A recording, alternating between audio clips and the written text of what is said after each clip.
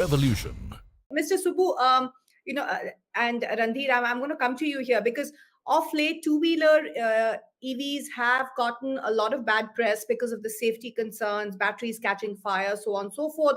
And also in that vein, the government has also introduced some standardization norms when it comes to some of these safety concerns. So two parts to my question, Mr. Subbu, let me start with you, is that, this whole issue of the two-wheeler market, which clearly appears to be the market with maximum potential, but also perhaps the maximum safety concerns. And what do you make of these policy norms about standardizations, the new standards that industry has to meet with? Do you think this impacts both the business dynamics, as in are companies prepared? Is it realistic to introduce these kind of norms at this current juncture? So let me take you back many, many years to when the government started talking to the auto industry about, Bharat Stage 2 norms as they were. I remember how the industry was dragged kicking and screaming to bring up norms on emission in areas like this. Industry will typically tend to obfuscate on matters, try to look for excuses, try to look for ways out of a rapid technology scale up and so on. But I think the government is absolutely right in looking for standardization, because after all, who is your constituency? The consumer is your constituency, and you cannot you cannot morally try and bring out products which are not adhering to any kind of a standard. I think you can't today have somebody going out to China buying battery cells which are probably not accepted by anybody else, and come in, or and then start building the batteries out here, and then those catch fire, and then the entire industry gets a bad name. So where do you start? You have to start with saying that we will mandate a certain standard in everything that is fitted into a vehicle, and then we will mandate a certain performance standard. I think it's completely understandable, and I believe the faster the government pushes these standards through, the better it is for the consumer. Randhir Singh, let me ask you this question, because if you look at government policies so far, they've been huge enablers for a lot of the investments, for this kind of growth that we've seen in the market. It's been a carrot policy. Now there seems to be a bit of a stick, given some of the safety concerns. But in order for this market to evolve, how do you think the government policy needs to move? Because as I said, by 2024, many of those policies are actually going to lapse. Let us understand first, it's not only the policy, but the technology also, which drives all these parameters together. And from government side, in fact, there are many steps which we have taken recently in both the directions. From the technology front also. For example, the PLI for advanced chemistry cells. So what happens is, right now, almost 99% plus advanced chemistry cells are being imported. At cell level, they are imported from outside the country. The advanced chemistry cell program, which has received the 2.6 times of the available 50 gigawatt hour bids, almost to the tune of 128 gigawatt hour. This clearly shows the will for the localization in our country. That means first attack is on the production, the main root of the problem, that is the cells, through which the issues arises. Now, second issue comes around the charging side. Now, I'm not sure how many of you are already aware that 17 charging standards has already been released by the BIS. In addition to this, Ministry of Power has come out with the charging guidelines, charging infra guidelines. In fact, this year it has already been, re-released with the updated information. I'm just going to ask Avnish Bajaj to react here, because as an investor, when you have some of these norms come in, it just means perhaps further investments. But that's what we ultimately need. I mean, it's said that, some of these imported components simply won't work in India in the long haul. And we are seeing that play out with, some of these fire situations which have come up. You look at EV penetration globally, there is not one tropical climate country in the world that has significant EV penetration. So, Norway, for example, has 70-80%. What's the weather over there? China has good penetration, but generally cooler climates. So what may seem like a problem, I actually see as a big opportunity.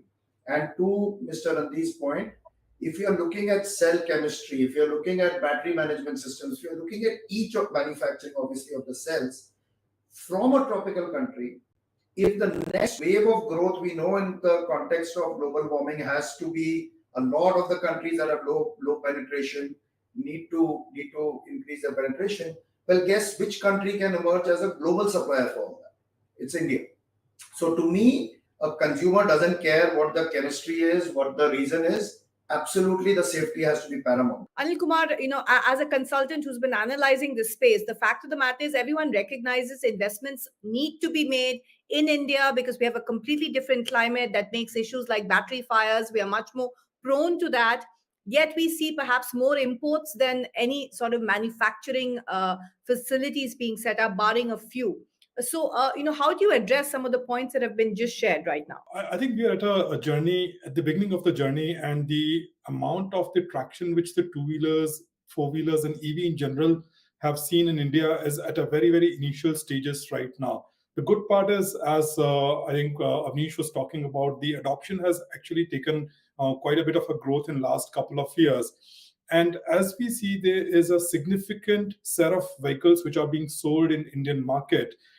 This is where now the need of really start doing a complete end-to-end vertical integration starts coming in. But at the same time, I think when it comes to really creating a success story, companies like Ola, which have done a vertical integration, I think that's something which I already spoke about, is going to be one of the important plays in the market that you cannot outsource, or you cannot sort of pick the technology from outside India and create a successful solution.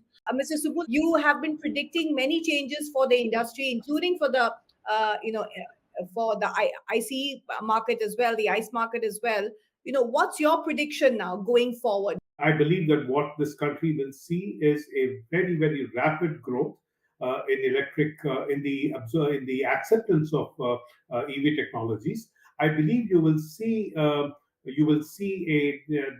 mass markets will move very rapidly. The two-wheeler markets will move very rapidly. I expect that with a little bit of government push, all intra-city commercial vehicle movement can actually become electric within the next 3 to 5 years. Okay, the future is definitely electrified.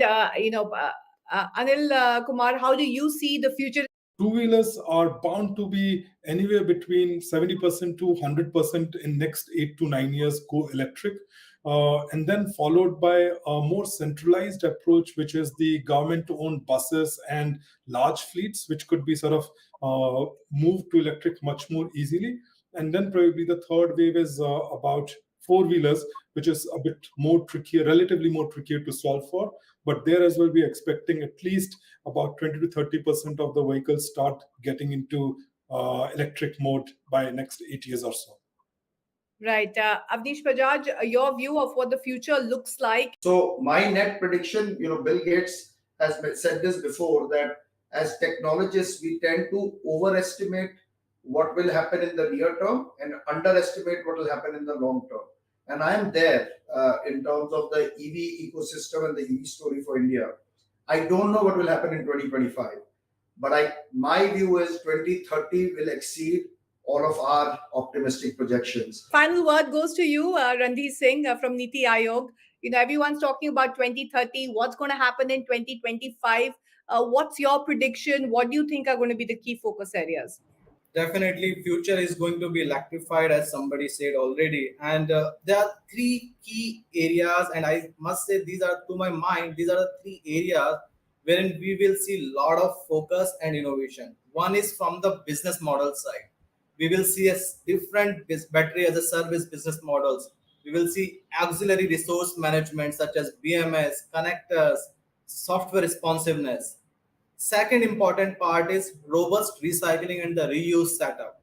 This is the area wherein a lot of focus is required, right from our dependency on the raw materials, right from our dependency on the processing of the raw materials, all those things.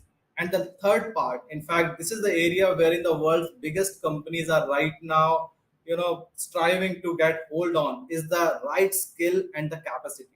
The skilling and the capacity building. These are the three key areas on which we will see a lot of focus and innovation in coming days in our country. Okay, gentlemen, it's been a fascinating discussion and eye-opener as well. And as a customer, I think I've been pushed a little bit more to the EV side. I mean, looking at some of the key movements and changes which are coming in, but clearly the future is electrified, and EV mobility is here to stay and here to grow in India. Thank you so much for joining us on this very special discussion brought to you by CNBC TV 18. CNBC TV 18